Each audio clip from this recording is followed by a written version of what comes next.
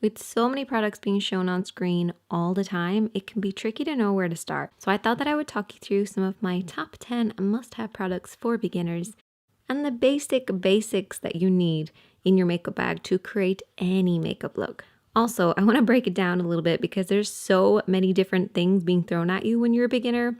So I've broken it down into 3 different groups. Group number 1 is your moisturizer, foundation, concealer, and powder. Group number 2 is your bronzers, blushes, and lipsticks.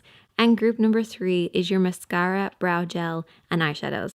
So let's get started with group number 1. Your first must-have product is your moisturizer. So your moisturizer is the last step in your skincare routine, which then becomes your first step in your makeup routine. Your moisturizer gives your makeup something to hold on to. Even if you're using powders, you have to apply a moisturizer first to help even out the texture and give you a better long-lasting finish. But I would recommend waiting about 5 minutes after you apply your moisturizer just so it has time to fully absorb. And if your skin feels wet after 5 minutes, you're probably over-applying. Blot off the excess and just use less next time. Before we get into it, I want to talk a little bit about makeup and creating a blank canvas. No one has perfect skin all the time. We all have redness, breakouts. It's totally normal. Foundation and concealer is used to cover these imperfections. However, I don't like to think of it that way. I like to think of them as bringing out and enhancing other areas. Creating a blank canvas so that your eyes show up more, your face shape, your lip shape. It's not always about covering. Sometimes it's about using something to cover, which then enhances something else. Which brings us on to must-have product number 2, foundation.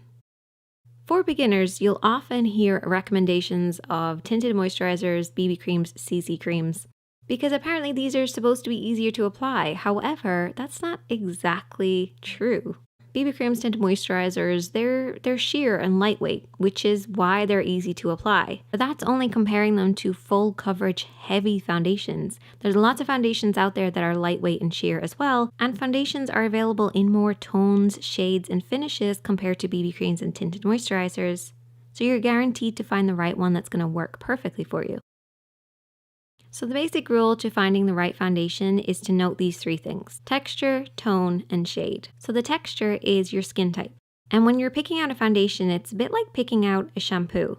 If you have dry hair, you go for a moisturizing shampoo. Thin hair, volumizing shampoo. And it's the same with foundation. You have dry skin, illuminating foundation. Oily skin, mattifying foundation.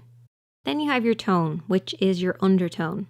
This is cool, warm, neutral, olive. But people often confuse the undertone with your shade, which is from light to dark. So you want to take these 3 things into consideration when you're picking out a foundation and also a concealer. In order to get true coverage, it's best to use a foundation and concealer that work well together. Your foundation is there to be used on larger areas to even them out, and your concealer is then there for the smaller areas that need more coverage. Must-have product number 4, setting powder. Now for beginners, I would actually recommend using a pressed powder, but it is totally up to you. Setting powders seal everything in place. They create a uniform texture all over the skin because foundation and concealers, they can set at different rates. And setting powders create a shine-free base that the rest of your powdered blushes and bronzers will easily glide over the top of. So that's group number 1. Moving on to group number 2, bronzers, blushes, and lipsticks. So must-have number 5. Bronzer. I want to talk real quick about the difference between contour and bronzer. Your contour is a matte shade, always matte, a dull, shadowy-like tone, and it's used in the low points of the face to emphasize the bone structure. Bronzer, however, can be satin matte or shimmer, usually more of a vibrant, warmer tone, and it's used on the high points of the skin. Basically, where the sun would hit the face, that's where you apply bronzer. For beginners, I would actually recommend using a pressed powder in about 1 shade or more darker than your skin. That way you can use this on the high points or the low points. Perfect if you really don't know what you're doing. Must-have number 6, blush, and must-have number 7, lipsticks, go hand in hand. Sometimes it can feel impossible to figure out what shade to use, but if you pair these 2 together, it will make it so much easier. So here are my 3 tricks for picking out the perfect lipstick and the perfect blush. Match the lips. Use your bare lips as a guide and basically mimic this in your blush and your lipstick. And then you can just adjust it, going brighter or lighter, depending on the look that you want to create. But using your lips as your first guide. Mix and match.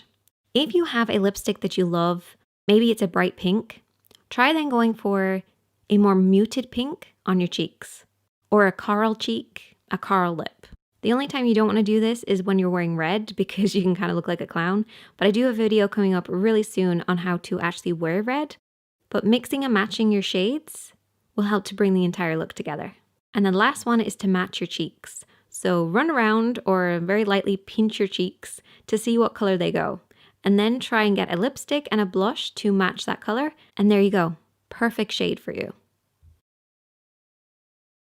Moving on to group number 3, we have mascara, which is pretty self-explanatory, though I'd love to hear what your favorite mascaras are, so definitely leave a comment.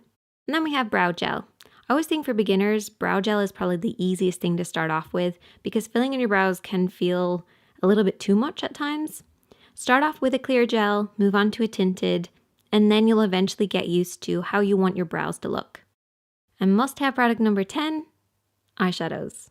So you really only need 3 eyeshadows to create a look, and I talked about this last week. You need a light, you need a medium, and you need a dark. And they're kind of your basic starting points, and then you can add around those. But I would recommend for beginners to start off with neutral shades, then move on to green tones, purple tones, but start off with a nice neutral basic palette just so you can get used to using eyeshadows.